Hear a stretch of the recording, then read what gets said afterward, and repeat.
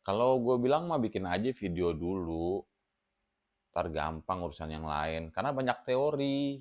Begitu lo pelajarin teorinya dulu, ntar lama-lama lo jadi banyak pikiran, overthinking, nggak mulai-mulai. Kalau nggak mulai susah, karena di dunia konten kreator ini yang penting adalah mulai.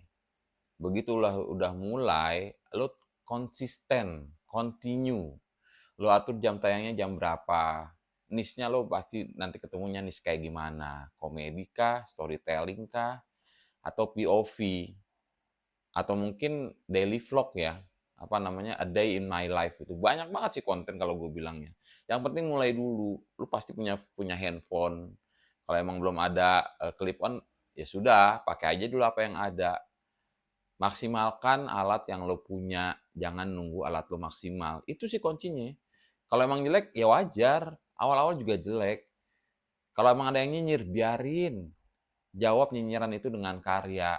Megawati Hangestri, Cristiano Ronaldo, dinyinyirin sama fans segala macam, tapi dia jawab dengan karya. Bungkam itu semua. Di Turki kemarin, anak baru, disangkakan nggak punya kemampuan apa-apa, ternyata dia punya.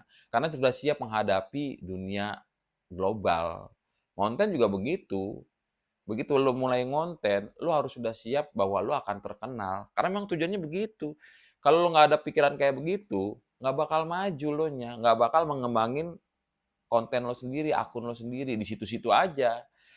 Sebab gue bilangin sekali lagi sih, nggak ada tuh istilahnya apa namanya zona nyaman dalam berkonten itu, jangan ada, harus terus terus berputar, terus ide tuh harus terus ngalir gitu. Jangan di situ-situ aja stuck di situ, lama-lama juga orang bosen. Pasti ada pengembangan. Kayak dulu Baim Wong atau Halilintar, mereka coba-coba jadi orang gila, pengemis segala macam, sampai akhirnya berbagi dan akhirnya bikin podcast segala macam. Ya ada stepnya gitu, ada langkah ke sana. Mungkin dulu disukain sama orang, tapi kan tidak berlaku selamanya kayak begitu. Kecuali kalau yang gue lihat ya, gue itu matematika itu udah tiga sesi nih. Sesi awal gue buka, terus sesi kedua 2022, ini sesi ketiga ini 2025. Karena memang yang dulu gue keluarin 2022, ternyata kan followernya sudah berubah.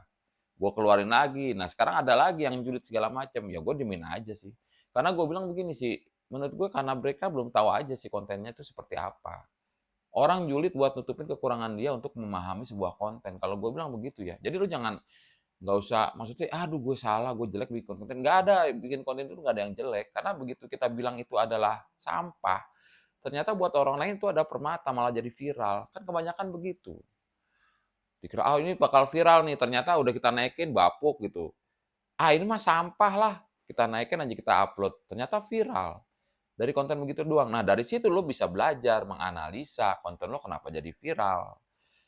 Baru lo buat lagi yang sejenis, atau mungkin dengan POV yang berbeda, mungkin dengan sudut pandang yang berbeda, mungkin dengan punchline yang berbeda gitu. Itu namanya meta, kalau gue bilang meta kontennya. Kalau di dunia stand up comedy kan mungkin meta jokes namanya.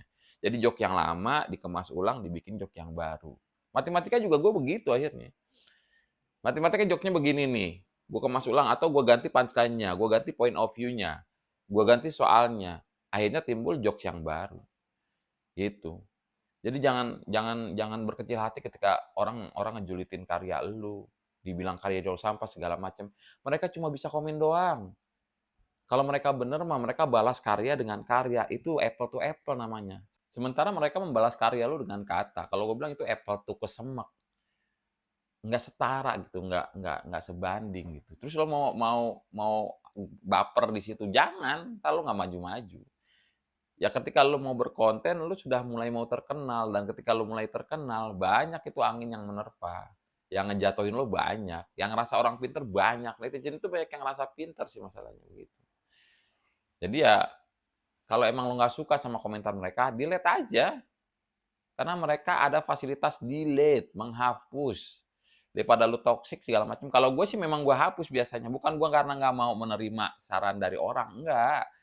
Bukan gue nggak mau menerima apa namanya inilah kritikan orang, enggak. Yang gue khawatirkan adalah lu nanti digoreng sama netizen. Karena mereka sudah tahu konten gue seperti apa. Lalu tiba-tiba baru, terus begitu dilihat juga followernya berapa, karyanya juga belum ada. Kalau gue bilang sih ya bunuh diri itu jatuhnya. Lo bakal ngelihat bahwa, "Ya Allah, gue masih segini udah berani ya nyela orang." Yang gue sayangkan adalah profil lo bagus nih, menarik nih, tampilan juga oke gitu, udah kayak eksekutif segala macem lah, udah kayak agamis segala macem lah. Tapi kok isinya nyinyir, beda banget gitu. Bahwa memang sosial media adalah cerminan diri lo bagaimana. Ketika lo berkata segala macam, gue bukan ngajarin sok-sok baik segala macam, enggak, gue juga enggak ngajarin begitu.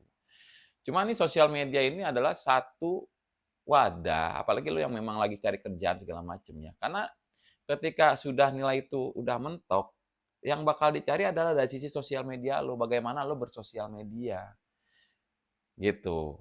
Liarkah lo di sana atau mungkin membangunkah, ada jualan segala macam, selling itu yang bakal dijual juga. Untuk yang cari kerja ya, karena itu sudah gue buktikan sama temen gue di Bandung, CEO suatu brand kue, dia tanya begitu, "Gue punya 2 kandidat nih Ji," dia bilang gitu. "Dua-duanya untuk secara akademis bagus. Gue bingung menentuin dari mana. Ya udah, gue lihat aja dia punya sosial media.